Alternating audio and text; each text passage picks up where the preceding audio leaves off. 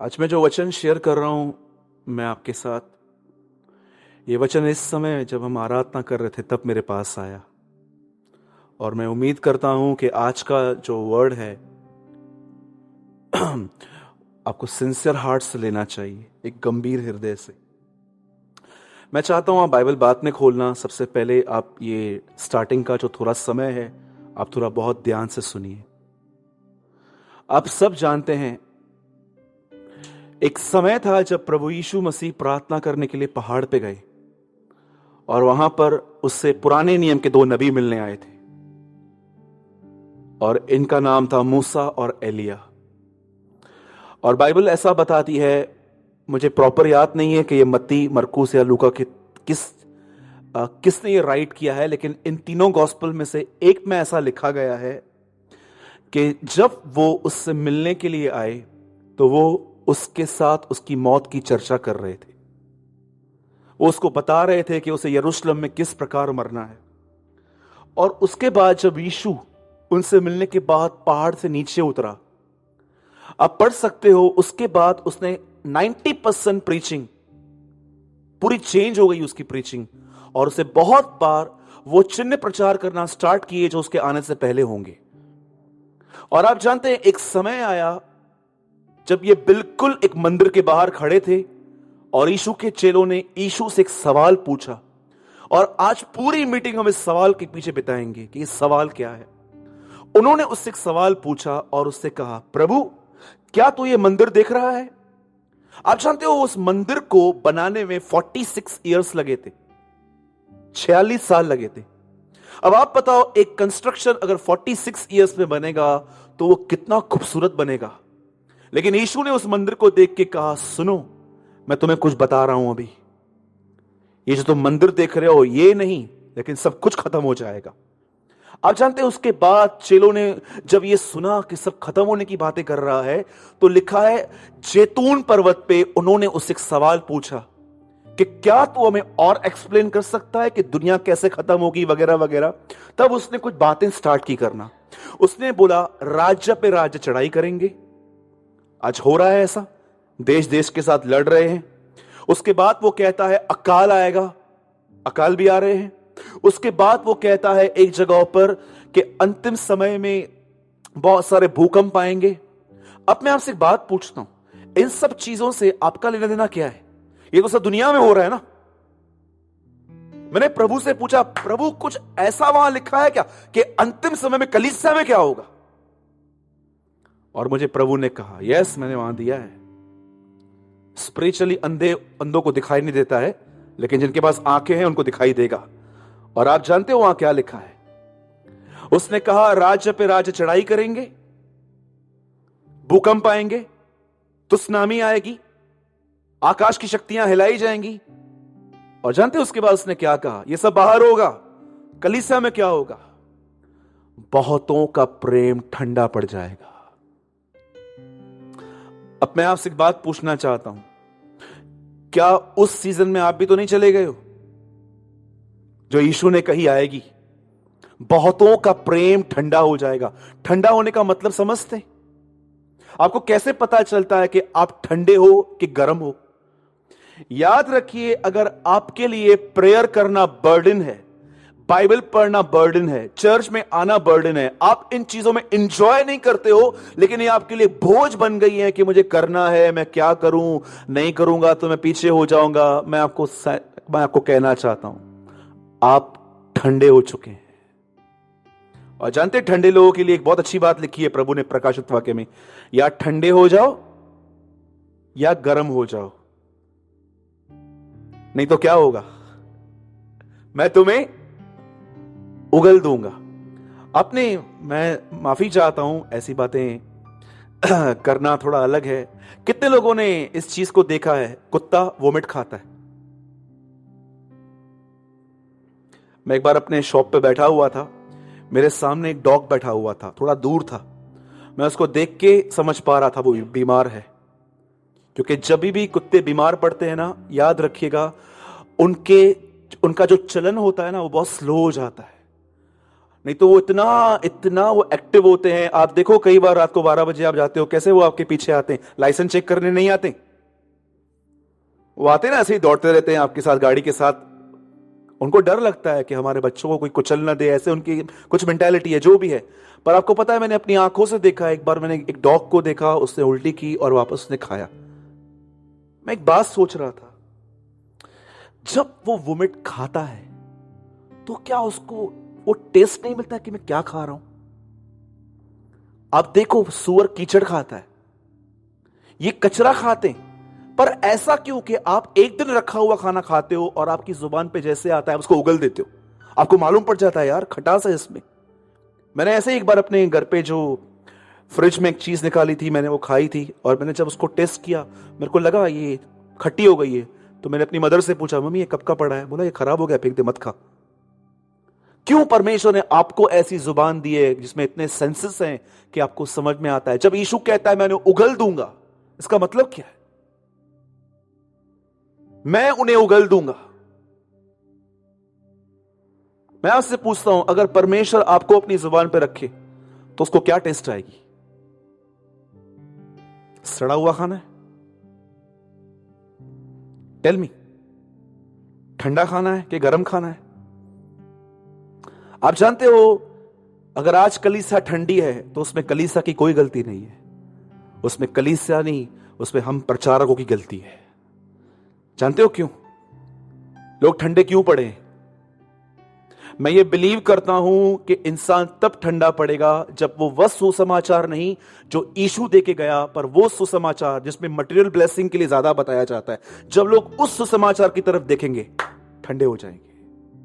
इसीलिए यीशु कहता है राज्य का यह प्रचार जब किया जाएगा, जो प्रचार मैं करके गया हूं, मैं यीशु मसीह के नाम से कहता हूं इस कैमरा के सामने, अगर आप में से कोई भी प्रचारक है जो ये प्रचार नहीं करता जो यीशु मसीह करके गया, आपकी कलीसिया आने वाले समय में ठंडी पड़ जाएगी। मैं आपको सच कहता हूं।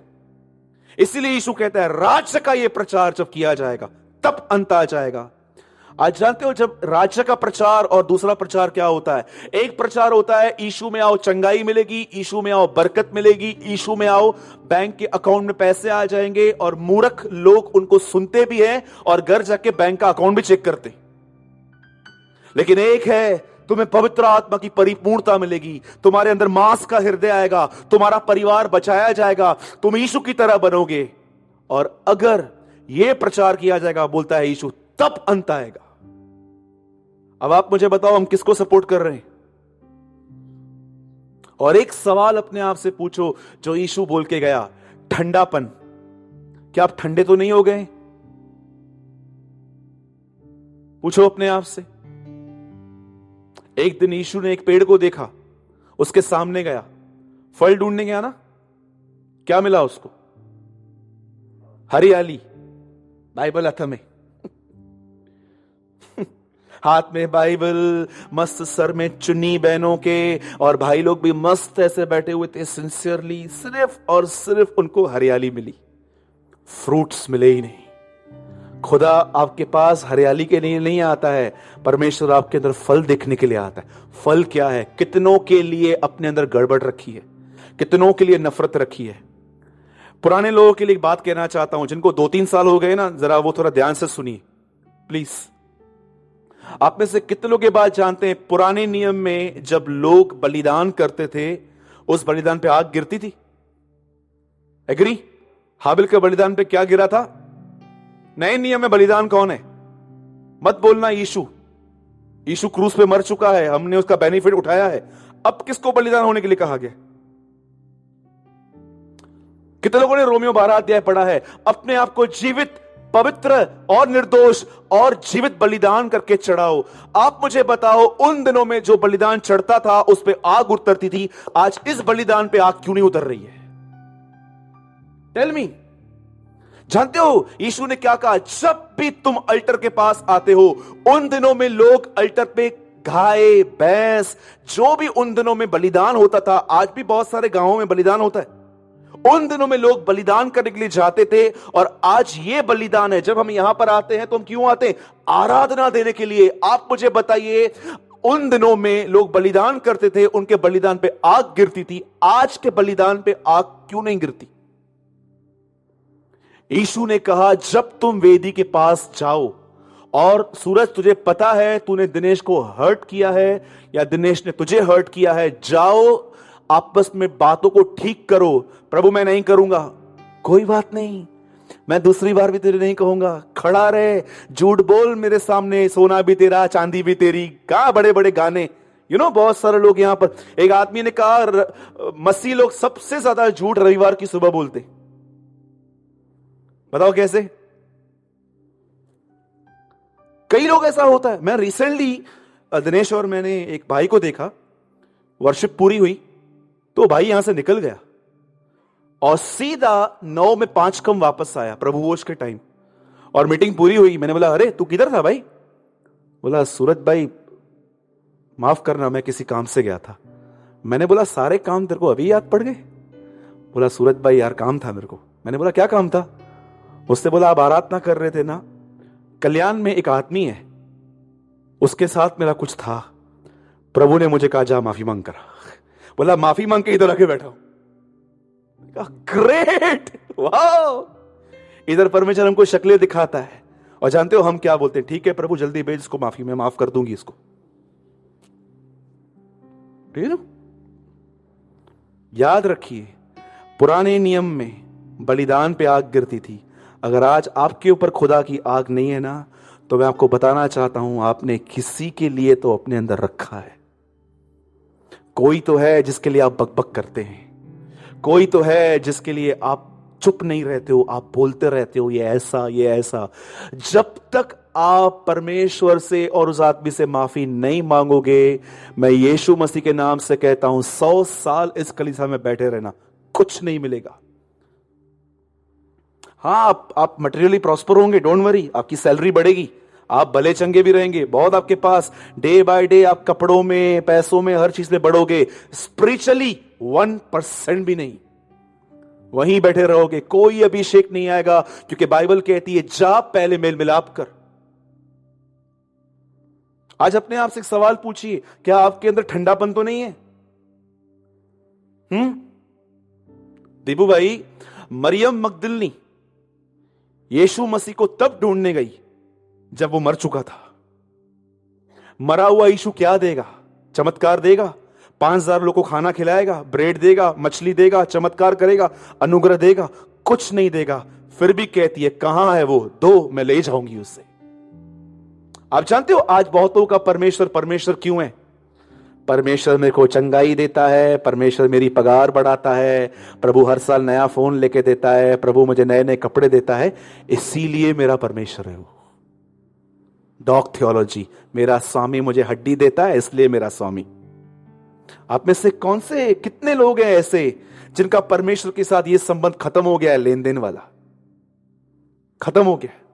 1 साल प्रभु, 10 साल तू मत दे कुछ भी, मैं रहूंगा। दाऊद कहता है 1000 साल यहां वहां भटकने से एक दिन उसके आंगन में बिताना उत्तम है। जानते हैं कितने लोग हैं जो ये कह सकते हैं, ब्रदर मेरा लेन देन का संबंध प्रभु से खत्म हो चुका है? बोलिए। मैं कई लोगों से पूछता हूं, ब्रदर आप चर्च नहीं आते हो? आया था ब्रदर। अभी क्यों नहीं आते हो? आया था ना ब्रदर। भाई अभी क्यों नहीं आते हो? ब्रदर मैं आया था। अभी क्यों नहीं आता है भाई? मैं आया था, मेरा काम नहीं हुआ, मैं चला गया। तो मैं उससे पूछता हूं, मेरे को अभी ये बता, तेरे को सुसमाचार किसने बताया था? और मुझे सो एंड सो का नाम लेते हैं। मैंने बोला इधर तो आ, इधर तो आ, इसको सुसमाचार तूने बताया था। हाँ, क्या बताया था? चर्च में आ, काम हो जाएगा। तुमको क्या लगता है कौन दोषी ठहरेगा न्याय के दिन? वो तुम ठहरोगे, तुम, क्योंकि तुमने गलत सुसमाचार सुनाया। बंद कर दो लोगों को ये बताना यीशु में आओ ये मिलेगा, यीशु में आओ वो मिलेगा। हल्ले ना बेड़ा, हल्ले कलीसा मिले सबका मत ही हल्ले। वो बहन झूठ बोल रही है आपसे, वो बहन आपको झूठ बोल रही है। मैं आपको बताता हूं यीशु के पास क्यों आया चाहता है। याद रखिए, आज से बहुत साल पहले उसने उनको इनवाइट किया जो अपने आप को गुनहगार समझते थे। उनके लिए नहीं जिनके पास प्रॉब्लम्स थी, उनको बुलाया उसने जो अपने आप को गुनहगार समझते थे, और उसने कहा मैं पापियों को बुलाने आया हूं, सबको नहीं। आप जानते हो उन दिनों में एक ऐसे भी लोग थे जो इतने बीमार थे पर अपने आप को चंगा समझते थे। बताओ कौन थे वो? कोई है ऐसा जो बहुत बीमार है पर अपने आप को चंगा समझता है? यीशु मसीह उनको देखता है, अरे मैं इनको नहीं, मैं इनको बुलाने आया हूं। बहुत सारी किताबें मैंने पढ़ी थी पहले। बहुत लोग कहते हैं मैं इसको मारने आया, मैं उसको मारने आया। मैंने पहली किताब पढ़ी जिसमें ऐसा लिखा था, मैं पापियों को मारने नहीं पर बचाने आया हूं। अब आप बताओ, एक बोलता है मारूंगा, एक बोलता है बचाऊंगा, किसके पास जाऊं? आप जाओ भले मारने में, मैं नहीं जाऊंगा, मेरे को जिंदगी जीनी है और भी। बोलो यीशु मसीह की। भाई ये तो मैंने बता दिया, ठंडे ठंडे नहीं पड़ो। अब ठंडेपन से बाहर कैसे आया जाए? कैसे आएंगे ठंडेपन से बाहर? करेंगे जो मैं करूं बोलूंगा। कितने लोग करेंगे? आइए लंबा हाथ उठाइए, नजर कमजोर है मेरी। ओके वेरी गुड, मतलब सब ठंडे। सुनिए, अगर आपको ऐसा महसूस हो रहा है कि मसीह जिंदगी आपके लिए बर्डन है, आप चर्च आते नहीं हो, आप लाए जाते हो, तो मैं आपको एक बात बोलता हूं, उपवास करना स्टार्ट करो, फास्टिंग करना स्टार्ट करो, और उस फास्ट में सिर्फ परमेश्वर से एक ही बात कहो, मुझे पवित्र आत्मा से भर, मुझे वो पहला सा प्रेम वापस लौटा, मुझ पर रहम और दया कर। मैं आपको सच कहता हूं, जब हम लोग फास्टिंग करते हैं ना, उसमें जानते हो मुख्य बात क्या होती है? हमारा मन खाने पीने से बाहर आ जाता है और हमारे माइंड में और बातों को सोचने की स्पेस हो जाती है। बोलो उपवास, सब बोलिए उपवास, ऐसे कीजिए, बोलो उपवास, बोलो उपवास। मम्मी बोलो उपवास। उपवास का मतलब कि ये आज मैं इधर नहीं हूं, आज मैं ऊपर हूं। ठीक है, ऊपर मत चले जाना, इधर ही रहना है। इसका मतलब क्या है? भले ही आज मैं यहां हूं पर मेरा मन आज यहां नहीं है, मेरा मन उसमें है। राइट है? अगर आपको लगता है आप ठंडे हो चुके हो, आप बाइबल पढ़ते हो, पढ़ते पढ़ते आपको नींद आ जाती है, प्रेयर तो आपसे होती नहीं है। प्रेयर करने का मतलब आपको सांप मारने के समान है आपके लिए, कि किसी ने आपको सांप मारने के लिए कहा है। आप जब प्रेयर करते हो, याद रखो उस समय अच्छा होगा उपवास करो। और सुनो, उपवास करने के बाद क्या करना है आपको पता है? एक एक को जाके बताना है, आज उपवास किया है, क्या प्रार्थना करूं तेरे लिए? कितने लोग ऐसा करते हैं? एक बहन ने मुझे मैसेज किया, बोला मैं 40 दिन के उपवास में जा रही हूं, तो मैं आपके लिए क्या प्रार्थना करूं? उसने बोला, मैंने उसको बोला प्रभु ने मुझे भी कुछ बोला है तेरे को बोलने के लिए। बोला क्या बोला है? मैंने बोला आज के बाद किसको मत बताना 40 दिन का उपवास किया है। यीशु ने क्या कहा? उपवास करते समय क्या करो? कितने लोग सच में ऑयल लगाते हैं? हाँ जी, यीशु ने क्या कहा? क्या करो? तेल लगाओ। मैं प्रभु को बोला, प्रभु तेल क्यों लगाए? अरे तेल से फेस पे चमक आती है, तेल लगाओ। बहुत सारे लोग जानते हैं कैसे रहते हैं? ऐसे बैठे रहेंगे। चाहते हो बेटा उपवास? उपवास है। उसके बाद देखो उनके मुंह पे शाइनिंग आ जाती है। चलो एक को तो पता चला मैं फास्टिंग में हूं। बोलो ये ढोंगीपन है। फर्स्ट फास्टिंग कैसे करनी चाहिए? गुप्त में करनी चाहिए। आपको पता है इस दुनिया में सबसे ज्यादा उपवास किसने किया है? मैं आपको बताऊं, आप हैरान हो जाओगे सुन के कि इस दुनिया में सबसे ज्यादा उपवास जानते हैं किसने किया है? न एलिया ने, न मूसा ने, यीशु मसीह ने। क्योंकि वो कहता है उपवास करो, और उसने कोई ऐसा प्रचार नहीं किया जो उसने खुद नहीं किया था। उसने 30 साल उपवासों में जिंदगी बिताई, और उसके बाद उसने आपको उपवास करने के लिए कहा। ठंडेपन से निकलने का एक ही रास्ता है, उपवास करो, खुदा को पुकारना स्टार्ट करो। पुकारने के बाद उसकी इस पुस्तक को खोलो और बोलो प्रभु मुझसे बात कर। मैं आपको सच कहता हूं, एक बार टेस्ट लग गया ना, हर हफ्ते फास्टिंग करोगे आप। ठीक है? बोलो यीशु मसीह की जय। और उपवास के दिन गोल मैदान पे घूमने मत जाना, फिर आप एक प्लेट बटर पापड़ी खा के आओगे और कहोगे प्रभु तू दयालु है। आइए अपने पास वाले को बोलिए, अब वचन ध्यान से सुनना। बोलो बोलो ओवर स्पिरिचुअल जिन्होंने नहीं बोला। आओ एक बार फिर से कहो, वचन को ध्यान से सुनना। यस। इब्रानियों की पत्री 4 अध्याय, हिब्रू चैप्टर 4। बहुत ही सुंदर वचन है। आज पुराने नियम से है, लेकिन इसकी नए नियम में कुछ बातें लिखी गई हैं। मैं उम्मीद करता हूं आज हम कुछ नया सीखेंगे। आमीन। यस, आमीन। आइए इब्रानियों 4 अध्याय,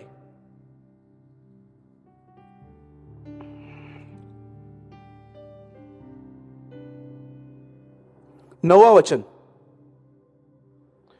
मैं चाहता हूं कोई इंग्लिश बाइबल भी ओपन कीजिए आज। पहले हिंदी पढ़िए कोई। या रीड ब्रदर। अतः जान लो परमेश्वर के लोगों के लिए बोलो मेरे लिए, हाँ, सबत का विश्राम सबत का विश्राम अब भी बाकी है। राइट विजय, इंग्लिश में पढ़िए। नहीं है? ओके ठीक है, कोई बात नहीं। किसके पास है इंग्लिश? या please read sister. So that Sabbath keeping of people of God. आइए सब यहां देखिए, इब्रानियों की पत्री में ऐसा लिखा गया है कि परमेश्वर के लोगों के लिए विश्राम अब भी बाकी है। बोलिए विश्राम। एक ब्यूटीफुल स्टोरी है सेकंड इतिहास में। एक आदमी था जिसका नाम था यहोशापात। सुना है आपने इसका नाम? आप जानते हो उसकी शुरुआत क्या लिखी गई है? उसे पता चला कि कुछ देश के लोग उसे मारने के लिए आ रहे हैं, और उसके लिए ऐसा लिखा गया है, वह डर गया। और आप जानते हो उसका अंत क्या लिखा गया है? ये तो स्टार्टिंग है। स्टार्टिंग में उसके लिए ऐसा लिखा गया है कि यहोशापात को पता चला कि कुछ देश के लोग उसे मारने के लिए आ रहे हैं, और लिखा है वह डर गया। यह उसकी शुरुआत है। पर आप जानते हो इस स्टोरी का अंत क्या है? इस स्टोरी के अंत में ऐसा लिखा गया है, यहोवा ने यहोशापात को चारों तरफ से विश्राम दिया। अब मुझे एक बात बताइए, एक आदमी जो किसी समय बहुत डिस्टर्ब था और लास्ट वर्ड बताता है वो विश्राम में आया। उसने ऐसा क्या किया अपने लाइफ के अंदर कि वो इतनी बड़ी विपत्ति से बचा?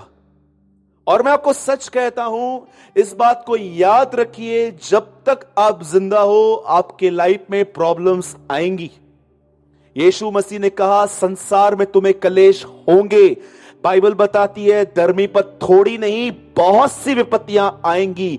यीशु मसीह 7 अध्याय मत्ती में कहते हैं, उस घर पे बाढ़ आई, आंधियां चली, तूफान चले, परंतु वह घर नहीं गिरा। बाइबल कहां भी नहीं कहती है कि एक आदमी जो यीशु पर विश्वास करता है उसके ऊपर कोई तकलीफ नहीं आती है। आपको पता है हमारे ऊपर एक और तकलीफ आएगी जो दुनिया में नहीं आती है, हमारे ऊपर आएगी। लेकिन वो आपको पता है वो कौन सी तकलीफ है? Do you know? कितने लोगों ने यह बात जानी है? और वचन के कारण जब कलेश आया, अब आप मुझे बताइए, दुनिया में जितने भी लोग हैं वो बीमार पड़ते हैं, वो गरीबी में आते हैं, उनके ये प्रॉब्लम आती है, वो प्रॉब्लम आती है, पर क्या कभी उनके पास वचन के कारण कलेश आता है? वचन के कारण कलेश आने का मतलब क्या है मुझे बताइए। एक एग्जाम्पल देता हूं। गौरव भाई यहां पर हैं। 2 दिन पहले एग्जाम्पल दे रहा हूं, हम दोनों की आपस में नोकझोंक हुई। अब परमेश्वर मुझे कह रहा है इसको माफ कर, अब मुझसे हो नहीं रहा है। मैं बोलता हूं नहीं प्रभु, वो आके माफी मांगेगा, मेरी कोई गलती नहीं है।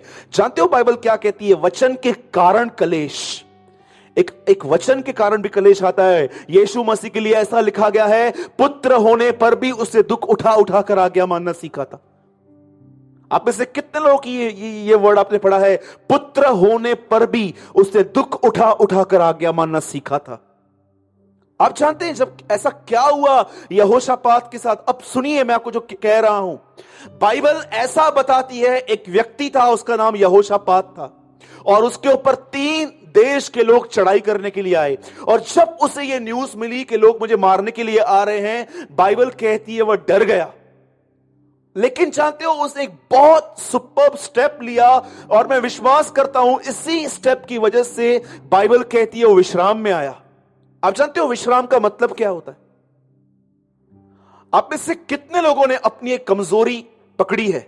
सच बताना ईमानदारी से। आप चर्च आते हो, आप यहां पर बहुत हालेलुया हालेलुया जय मसीह करते हो, और अगर आपको यहां से पूछा जाए कि आप खुदा पर विश्वास करते हो, क्या आप उस पर अपना ईमान रखते हो, आप सब कहेंगे हां। पर मैं आपसे एक बात पूछना चाहता हूं, तकलीफों के अंदर ये एटीट्यूड कहां जाता है? Tell me. आप जानते हो जब भी आपके ऊपर तकलीफ आती है, पहले पहले आपके साथ क्या होता है? सबसे पहले तकलीफ में आपका मन कच्चा होना स्टार्ट हो जाता है। आपका मन जो है ना, ऐसे देखिए मेरा हाथ देखिए, जैसे ऐसे आहिस्ते आहिस्ते ऐसे से नेगेटिव होना स्टार्ट हो जाता है। हमेशा डाउनफॉल होता रहता है, हम नेगेटिव हो जाते हैं। आपको पता है सेम उसके साथ भी ऐसा ही हुआ, पर बाइबल कहती है जब उसे यह महसूस हुआ कि वो अपने अंदर डर रहा है, अब उसका मन कच्चा हो रहा है, वो वहां बैठा नहीं रहा, क्योंकि वो जानता था अगर मैं इस दिशा में बैठा रहा मैं ऐसा हो जाऊंगा कि मैं बिलीवर होके भी अनबिलीव से भर जाऊंगा। जानते हो उसने क्या किया? बाइबल कहती है ही सीक द लॉर्ड, उसने परमेश्वर को ढूंढना स्टार्ट किया। और आप जानते हो उसने परमेश्वर को कैसे ढूंढा? मैं हजारों लोगों को जानता हूं ऐसे जिनका प्रॉब्लम में ये एटीट्यूड नहीं होता है। प्रॉब्लम में उनका ये एटीट्यूड नहीं रहेगा, वो बैठे रहेंगे बस उनकी मूड उनको वश में करती है, कभी उनका मूड खराब है, कभी क्या है। आज सीखिए इस बात को, जब भी आप अपने लाइफ में ऐसा टाइम फेस करते हो जो आपके लिए टफ है, उस टाइम पे जो बेस्ट डिसीजन आप ले सकते हो वो है परमेश्वर को ढूंढना। और जानते हो जब वो परमेश्वर को ढूंढने के लिए गया, वो परमेश्वर से क्या कहता है? सुनिए, वो पहले पहले प्रेयर नहीं करता है प्रभु मेरे ऊपर तकलीफ आई है मुझे बचा। वो सबसे पहले खुदा बाप को यह बताता है तू कौन है। वो उसको कहता है क्या तू स्वर्ग में परमेश्वर नहीं है? क्या तू वही नहीं है जो हमें वहां से निकाल के ले आया? और जानते हो एक ब्यूटीफुल लाइन वो उससे कहता है, वो बोलता है हम जानते हैं तू इब्राहिम का मित्र है। वो परमेश्वर को सारी उसकी सामर्थ उसको बता के लास्ट में वो खुदा को इतना उसको बोल के लास्ट में अपनी कमजोरी में एक बात कहता है, बोलता है सुन ये तू है, लेकिन ये मेरी दिशा जान ले, ये जो बड़ी भीड़ है इस पे हमारा बस नहीं चलता, परंतु हमारी आंखें तेरी ओर लगी रहेंगी। और आप जानते हैं जब परमेश्वर ने देखा क्या यार इस आदमी ने स्टेप उठाया है, जब इसे पता चला कि इसके ऊपर तकलीफ आई है, तो ये सैनिकों को गिनने के लिए नहीं गया कि सैनिक कितने हैं, हथियार कितने हैं, तोप कितनी है, तलवारें कितनी है। इस आदमी ने मुझे ढूंढा है। यीशु कहता है मांगो तुम्हें दिया जाएगा, ढूंढो तुम पालोगे। और जब उसने प्रभु को ढूंढना स्टार्ट किया, प्रभु उसकी लड़ाई में आया। और जानते हो बाइबल क्या बताती है? एक आदमी के ऊपर जिसका नाम यहीजेल था, उसके ऊपर पवित्र आत्मा उतरा, और वो वहां पर दो बातें एक बार कहता है। Do you know two things? दो चीजें वो कहता है। बोलता है सुनो मत डरो और तुम्हारा मन कच्चा ना हो। सेम थिंग, इस लड़ाई में तुम्हें लड़ना नहीं पड़ेगा। आप जानते हो किन्हें अपनी लड़ाइयां खुद लड़नी पड़ेंगी? बताओ किन्हें अपनी लड़ाइयां खुद लड़नी पड़ेंगी? सब चीजें खुद की ताकत से ठीक करनी पड़ेंगी। आप में से कितने लोग हैं जिन्होंने दाऊद का यह वचन पढ़ा है, धन्य है हमारा परमेश्वर यहोवा जो मेरी प्रजा को मेरे वश में कर देता है। क्या आपने कभी यह महसूस किया है कि आप रूम में आराम से बैठे हो और खुदा इर्द गिर्द आपके काम कर रहा है? वाह व्हाट अ लाइफ। आप जानते हो किन लोगों के लिए परमेश्वर लड़ता है? सिर्फ उन लोगों के लिए जो उसे ढूंढते हैं। ढूंढने का मतलब जानते हैं क्या होता है? लास्ट टाइम आपने कब कमरे में बैठकर परमेश्वर के सामने अपनी भूख उंडेली थी? Tell me. प्रेयर नहीं, आज थोड़ा प्रेयर से एक लेवल ऊपर चलते हैं। अपनी भूख आपने प्रभु के सामने उंडेल दी थी। आप याद रखना, प्रार्थना सब करते हैं, ढूंढते सब नहीं है। क्योंकि प्रार्थना आसान है, प्रभु ये दे, वो दे, ये ले, वो ले। लेकिन जानते हो ढूंढना क्या होता है? आप परमेश्वर के सामने इस तरह जाते हो और आप उसे दिखाते हो, प्रभु मैं हेल्पलेस हूं, आज तू चाहिए प्रभु, आज तेरी जरूरत है प्रभु, मेरे कमजोरियों में मुझे आज तेरी जरूरत है। आप अपने आप को अपने उंडेल देते हो, आप प्रार्थना नहीं करते हो वो रिलीजियस प्रेयर, प्रभु मैं दुआ करता हूं मुझे ये दे वो दे, वही पोपट की तरह, एक तोते की तरह रटी हुई प्रार्थना है नहीं। आप सच में अपने बीइंग को, अपने इस इनर बीइंग को पूरा उंडेल देते हो। दाऊद कहता है जल जल को पुकारता है वहां पर, हमारे आत्मा जल, और वो भी जल, बाइबल कहती है जल जल को पुकारता है वहां पर। कब आपने आखिरी बार परमेश्वर को ढूंढा था? क्या आप में से कोई ऐसा है जिसने परमेश्वर को इसलिए ढूंढा क्योंकि उन्हें गुस्सा आता है, स्त्रियों पर उनकी बुरी नजर जाती है, वो अधिक बोलते हैं, उनका मन बहुत नेगेटिव है? कितने लोगों ने परमेश्वर को कभी उपवास में इसलिए ढूंढा, प्रभु मैं अंदर से बैकस्लाइड हूं, प्रभु मेरे पास 100 वचन है, मेरे पास 100 वचन याद है, पर प्रभु मेरी थॉट लाइफ, मैं अपने विचारों के जीवन में हारा हुआ हूं। कब लास्ट टाइम आपने परमेश्वर से यह कहा था, प्रभु मैं अपने विचारों में हारा हुआ आदमी हूं? हां, चर्च में मेरी गवाही बहुत अच्छी है, बिल्कुल मैं चर्च में बहुत fit fine rough and tough हूं, लेकिन प्रभु सच्चाई यह है मैं अपनी थॉट लाइफ में एक हारा हुआ इंसान हूं। कितने लोग ढूंढते हैं इस तरह। जब यहोशापात उसके सामने गया, यहोशापात ने उसकी बड़ाई की, यहोशापात ने उसे अपने अंदर उंडेल, अपने ऊपर उसको उंडेल दिया सब पूरा। और बाइबल कहती है लास्ट में एक प्रॉफिट आया वहां पर, एक नबी आया और उसे भविष्यवाणी की, अब तुम्हें लड़ना नहीं पड़ेगा। और आप जानते हो इन लोगों ने क्या किया वहां पर? जब ये लड़ाई के लिए वहां से निकले, तब जानते हो क्या हुआ? वो जो लोग इन्हें मारने के लिए आने वाले थे, उनका आपस में किसी के साथ झगड़ा हो गया था। और जब ये वहां पहुंचे तो जानते हैं लड़ने के लिए गए थे, पर वहां पर क्या करके आए? कितनों के बाद जानते हैं क्या करके आए वो लोग? बाइबल कहती है जो लोग मर गए थे उनकी चीजों को लूट कर आ गए। और आप पढ़ना, ये स्टेटमेंट वहां पर लिखी गई है, इतनी लूट मिली कि उन्हें कुछ चीजें वहां पर छोड़नी पड़ी। आपको पता है परमेश्वर कितना महान है? आप इससे कितने लोग के बाद जानते हैं जिस समय इजराइल के लोग रात को मिस्र से निकल रहे थे, उस रात हर मिस्र के लोगों ने अपना सोना उतार के उनको वापस दे दिया था। ये लोग क्यों दिया? कभी आपने ये बात जानी? जब वो रात को निकल रहे थे, इजराइल के लोग वहां से निकल रहे थे मूसा के साथ, उस रात मिस्र के लोगों ने अपना सोना उतार के उनको दिया था। बाइबल कहती है मैं तुम्हें छूछे हाथ नहीं निकलने दूंगा, तुम सोना लेके निकलना। जानते हो क्यों सोना दिया प्रभु ने? इजराइल के लोगों को 400 साल की मजदूरी नहीं मिली थी। परमेश्वर ने कहा लो सोना, 400 साल की तुम्हारी मजदूरी है, निकलो। इसलिए बाइबल कहती है परमेश्वर अन्यायी नहीं है जो तुम्हारे काम और तुम्हारे परिश्रम को भूल जाए जो तुमने उसके विषय में किया था। आज मैं आपसे एक सिंपल क्वेश्चन पूछ के मैं बंद कर रहा हूं। सुनिए, थोड़ी एक्टिंग करके दिखा रहा हूं आज ताकि आप अच्छे से समझो। आप कितने लोग हैं जो प्रॉब्लम में से सर पकड़ के बैठ जाते हैं? 4 3 2, टेल मी। कितने लोग हैं जिनको शैतान ने पागल बना के रखा है? बस सोचता रहे, सोचता रहे, सोचता रहे, सोचता रहे, तो सोचता रहे। पर क्या इस भीड़ में कोई एक बुद्धिमान है जो ये कहे ब्रदर आप जो बता रहे हो ना मैं ये करता हूं, मैं खुदा को ढूंढता हूं। अब जितना आप अपनी प्रॉब्लम्स को लेके बैठोगे, weak weak weak weak weak weak, और लास्ट में जानते हो बीमारी आपको पकड़ लेगी, डिजीज आपको पकड़ लेगी। लेकिन एक ऐसे होते हैं जो परमेश्वर को ढूंढते हैं, बैठे रहते हैं उसके फाटकों के सामने, उसकी दया, उसके प्रेम, उसकी शांति का इंतजार करते हैं। इब्रानी का लेखक समझा रहा है यही वो लोग होते हैं जो उसके सबत में प्रवेश करते हैं।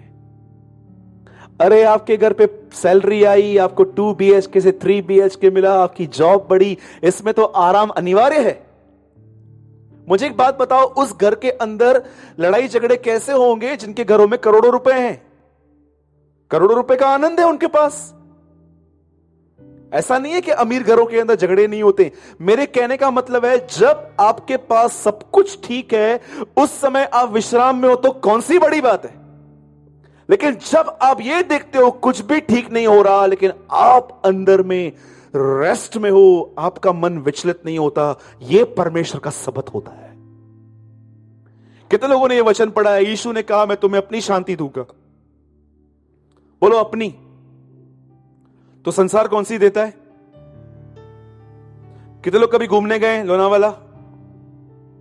हम लोग गए थे अभी भाई लोग, एक मीटिंग थी पूना में। लोनावाला गए हैं कभी? जितने लोग गए चलो लंबा हाथ तो उठाइए, नजर थोड़ी वीक है मेरी। कितने लोगों ने महसूस किया है करजत तक शांति गुम हो जाती है? मैंने बहुत बार महसूस किया, करजत तक शांति, वापस उनकी शक्लें दिखाई देती हैं, वापस इनका मिलन हुआ, वहां पर इसको पैसा देना है, ये देना है, वो देना है, ये करना है, वो करना है, करजत तक शांति गुम। जानते हो किसकी शांति है? बोलो लोनावाला की।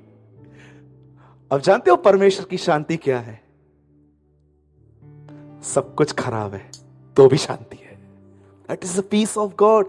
इसीलिए पौलुस कहता है जब वो शांति तुम्हें छुएगी ना, तो जानते हो उसका चिन्ह क्या है? तुम्हारे विचार मसीह यीशु में सुरक्षित रहेंगे। तब तुम जान लोगे कि ये खुदा की शांति है। हम लोग एक दूसरे से मिलते हैं, जानते हैं क्या बोलते हैं? Praise the Lord. पर आप जानते हो जब यीशु लोगों से मिलता रहा तो क्या बोलता रहा? शालोम, तुम्हें शांति मिले। बोलो अपने बाजू वाले को शालोम। बोलो या। आज जब यहां से आज जाओगे ना, आज प्रेज द लॉर्ड नहीं बोल के आज क्या बोलोगे? शालोम, तुम्हें शांति मिले। परमेश्वर को ढूंढिए, नहीं तो ये प्रॉब्लम्स आपके माइंड को सिर्फ डैमेज करेंगी और कुछ नहीं।